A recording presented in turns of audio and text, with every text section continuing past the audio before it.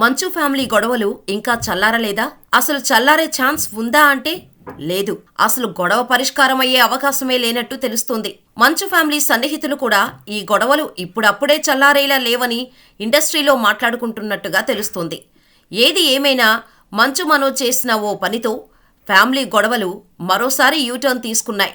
గత నెల రోజులుగా ఈ కుటుంబ వ్యవహారం మీడియాలో ఎంతటి సెన్సేషనల్ టాపిక్ అయిందో మనందరికీ తెలిసిందే. మనోజ్ మోహన్ బాబు మధ్య ఘర్షణ జరగటం, ఆ తర్వాత మనోజ్ మోహన్ బాబుపై పోలీస్ స్టేషన్లో ఫిర్యాదు ఇవ్వటం, మోహన్ బాబు కూడా తన కొడుకును ఇంటి నుంచి బయటకు గెంటేయాలని పోలీస్ కంప్లైంట్ ఇవ్వటం, ఆ తర్వాత ఆయన మనోజ్ పై ఆరోపణలు చేస్తూ ఒక ఆడియో నోటుని మీడియాకు విడుదల చేయటం, ఫ్యామిలీ వ్యవహారంలో మీడియా తలదూర్చినందుకు మోహన్ బాబు ఒక రిపోర్టర్పై దాడి చేయటం, ఈ గొడవలో మోహన్ బాబు జైలుకు వెళ్లడం పక్కా అనుకున్న టైంలో అల్లు అర్జున్ అరెస్టు వ్యవహారం తెర మీదకు రావటంతో మోహన్ బాబు విషయం పక్కన పెట్టారు.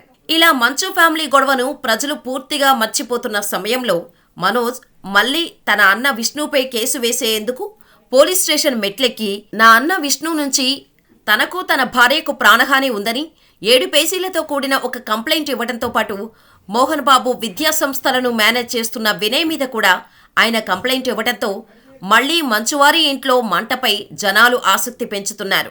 ఇలా మంచు ఫ్యామిలీ వార్ ఏ రేంజ్కు చేరుకుంటుందో అని అందరూ వెయిట్ చేస్తున్న టైంలో మంచు విష్ణుని, మనోజ్ని ఎగ్జిక్యూటివ్ మెజిస్ట్రేట్ హోదాలో రాచకొండ సిపి సుధీర్ బాబు విచారించి ఫ్యామిలీ గొడవను శాంతియుతంగా పరిష్కరించుకోమని, శాంతి భద్రతలకు విఘాతం కలిగించొద్దని, విఘాతం కలిగించేలా వ్యవహరిస్తే చట్టపరమైన చర్యలు తప్పవని వార్నింగ్ ఇవ్వటంతో పాటు వ్యక్తిగత పూచీకత్తు కింద ఒక్కొక్కరి వద్ద ₹1,00,000 చొప్పున personal bond deposit చేయించుకోవడంతో Manchu Manoj ఏడాది పాటు తాను అదనపు జిల్లా మేజిస్ట్రేటు సుధీర్ బాబు ఆదేశాలకు కట్టుబడి ఉంటానని బాండ్ రాసి ఇచ్చారు.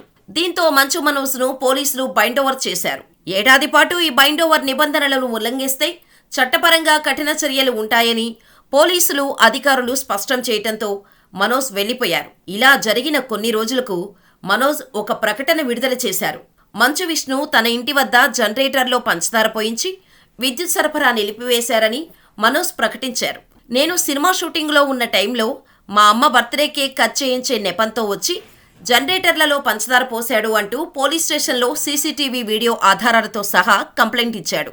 ఇప్పటివరకు మోహన్ బాబు, విష్ణు మాత్రమే మనోజ్కు వ్యతిరేకంగా ఉన్నారని అనుకున్న ప్రజలకు మనోజ్ తల్లి ఇచ్చిన షాకుతో తల్లి నిర్మలాదేవి గారు కూడా సపోర్ట్ చేయటం లేదని అర్థమైంది. ఎందుకంటే బర్త్డే రోజు తన కుటుంబంపై హత్యాయత్నం జరిగిందని మనోజ్ ఆరోపించాడు. కానీ ఇదంతా అబద్ధమని అతని తల్లి నిర్మల లెటర్ రాయటం మనోజ్పై ఉన్న పాజిటివిటీ మొత్తం ఒక్కసారిగా నెగిటివ్గా మారింది. అప్పటి వరకు మంచు మోహన్ బాబు, మనోజ్, విష్ణు వర్షన్ మాత్రమే వింటూ వచ్చిన జనాలు మనోజ్ అమ్మగారు నిర్మలాదేవి పూర్తిగా మనోజ్ వైఖరినే తప్పుపడుతూ ఆమె ఓ లెటర్ రాశారు. ఆ లెటర్లో డిసెంబర్ 14వ తేదీన తన పుట్టినరోజు సందర్భంగా పెద్ద కుమారుడు విష్ణు జల్పల్లి ఇంటికి వచ్చి కేకు తీసుకొచ్చి సెలబ్రేట్ చేశాడు. దీనికి నా చిన్న కుమారుడైన మనోజ్ ఇంటికి వచ్చిన విష్ణు ఫుటేజ్ను బయటపెట్టి విష్ణు గొడవ చేసినట్టు లేనిపోని అభాండాలు వేసి పోలీస్ కంప్లైంట్ ఇచ్చినట్టు తెలిసింది. నా పుట్టినరోజు సందర్భంగా విష్ణు కేక్ తీసుకుని ఇంటికి వచ్చాడు. తన రూమ్లో ఉన్న సామాను తీసుకున్నాడు. ఉన్న కొద్దిసేపు నాతో ఉండి కేక్ కట్ చేయించి సెలబ్రేట్ చేశాడు. నా చిన్న కొడుకైన మనోజ్కి ఈ ఇంట్లో ఎంత హక్కు ఉందో నా పెద్ద కొడుకైన విష్ణుకి అంతే హక్కు ఉంది. నా పెద్ద కొడుకు అయిన విష్ణు ఎటువంటి దౌర్జన్యంతో గాని మనుషులతో గాని ఇంట్లోకి రాలేదు, గొడవ చేయలేదు. మనోజ్ కంప్లైంట్ చేసిన దానిలో నిజం లేదు. ఈ ఇంట్లో పనివాళ్లు కూడా మేమిక్కడ పని చేయలేమని వాళ్లే మానేశారు. ఇందులో విష్ణు ప్రమేయం ఎంతమాత్రం లేదు అని ఆ లేఖలో చెప్పడంతో మనోజ్ డ్రామాలు ప్లే చేస్తున్నాడా, లేక తల్లి చేత మోహన్ బాబు, విష్ణు అబద్ధం చెప్పించారా అనే అనుమానం వ్యక్తం చేశారు ప్రజలు. ఈ గొడవ జరుగుతున్నప్పుడే మనోజ్ మద్యానికి బానిసై మద్యమత్తులో రెచ్చిపోతున్న వీడియో రిలీజ్ అయింది. ఆ వీడియోలో మనోజ్ తమ బంధువుల మీద రెచ్చిపోయి మాట్లాడుతున్నట్టుగా ఉంది. మోహన్ బాబు కుటుంబానికి చెందిన పెద్దలపైనే మనోజ్ మద్యమత్తులో విరుచుకుపడినట్టు ఆ వీడియోలో ఉంది. అది కూడా మోహన్ బాబు ఇంటి వద్దనే జరిగినట్టు తెలుస్తోంది. ఈ వీడియో చూస్తుంటే రాత్రి సమయంలో గొడవ జరిగినట్టు అందులో క్లియర్గా తెలుస్తోంది. ఎవరో ఒక వ్యక్తితో మనోజ్ తాగిన తర్వాత గొడవ పడుతున్నట్టు, మోహన్ బాబు మనోజ్ని సముదాయిస్తున్నట్టు అందులో ఉంది. మోహన్ బాబు సదరు వ్యక్తిని తరిమేయండ్రా వాడిని అన్నట్టు ఇందులో కనిపిస్తోంది. మనోజ్ మాత్రం నువ్వెవడ్రా మా ఇంటికొచ్చి నాకు చెప్పడానికి అంటూ అరుస్తున్నాడు. మనోజ్ని మోహన్ బాబు వెనక్కి లాగుతున్నట్టు ఆ వీడియోలో ఉండటంతో ఆ వీడియో చూశాక ఇప్పటివరకు మనోజ్కి సపోర్ట్ చేస్తూ వచ్చిన వాళ్ళు మనోజ్ ఫ్యాన్స్ షాక్ అయ్యారు. వయసులో పెద్దవారు అని కూడా చూడకుండా మనోజ్ మధ్యమత్తులో ఊగిపోవడంతో ఇలా మారిపోయాడేంటి అంటూ కామెంట్స్ చేశారు. ఇదిలా ఉండగా మంచు విష్ణుపై పహాడీ షరీఫ్ పోలీసులకు మంచు మనోజ్ డిసెంబర్ 23న ఫిర్యాదు చేశారు. దీంతో మళ్లీ ఈ గొడవలు యూటర్న్ తీసుకున్నట్టు తెలుస్తోంది. ఈ ఫిర్యాదులో విష్ణు నుంచి తనకు ప్రాణహాని ఉందని మనోజ్ వివరించాడు.